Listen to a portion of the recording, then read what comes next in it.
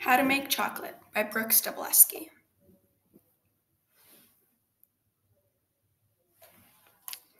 For this recipe, you will need 1/3 cup of melted cacao powder, 1.5 tablespoons of melted coconut oil, 2 tablespoons of maple syrup. You can change however much you want for sweetness, and 1/3 cup of cacao powder. Steps. Step 1, melt cocoa butter and coconut oil over a double boiler until melted and then add maple syrup.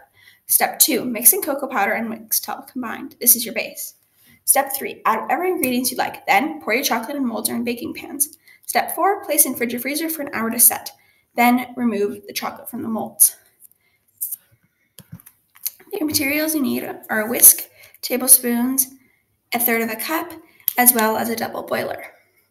You will need cacao butter, cocoa powder, coconut oil, and maple syrup.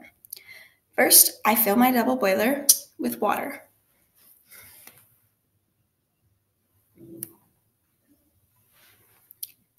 When this is filled, I turn it to maximum heat on my oven surface. Then I wait until the water is boiled. Then I add in my cacao butter. I tripled the recipe. And then my coconut oil. Mix these until melted.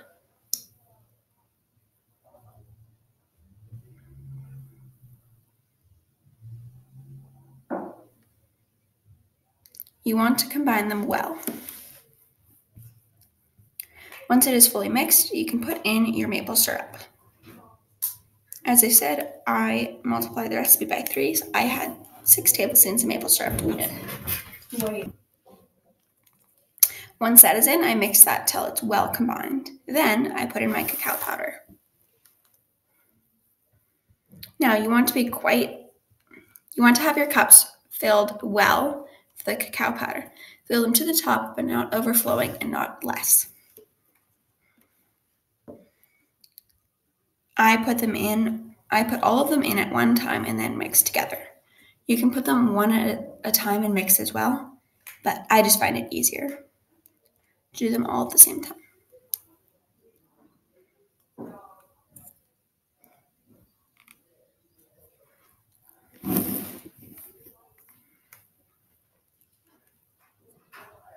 Then I whisk it well using a metal whisk in my double boiler. I mix until the chocolate is very well combined and you do not have any cocoa powder residue. Once this is done, you will then set out the ingredients you would like to use for your next recipe to put in your chocolate.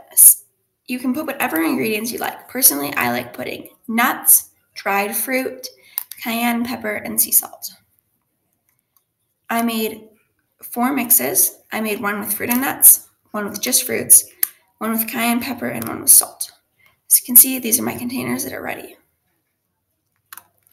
Once they're ready, I chopped all my nuts so that they're very fine and in small chunks so they're very edible. Then I pour in my chocolate into my containers. As you can see here, I already mixed it into the one fruit and nut, but I have not mixed it into the cayenne pepper or the salt. You do not need that much chocolate as I did not put much topping.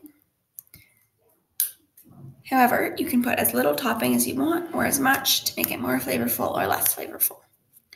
I find the cayenne pepper quite strong, so when I make it, I put barely any of it. Then I mixed until well combined. Once this is done, I poured them into my molds. I poured some of them into bread loaf trays. I did that with both of my fruit and nuts. And for my cayenne pepper and sea salt, I poured it into heart-shaped molds. Then I put them in the fridge or the freezer for 1 hour.